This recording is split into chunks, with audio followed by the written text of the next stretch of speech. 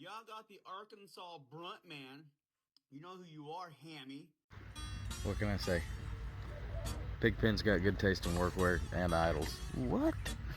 That being said, I don't think you can be the Arkansas Brunt Man. I think you got to be in Arkansas for that. But you can be the Washington Brunt guy. I'll support that 100%. Just like I support Brunt workwear 100%. You don't end up with hats, shirts, pants, boots, wearing them every day for no reason. We're talking top of the line workwear, no matter what it is. I literally get up every morning and I slide on my Tors and my Martin pants. I lace up my Marin boots with the Brunt toe. I throw on one of my Brunt pocket tees that moisture wicks and keeps you dry and is super soft and flexible. And I don't worry about the day. Because thanks to Brunt workwear, there ain't a job that I can't handle. You can take that to the bank.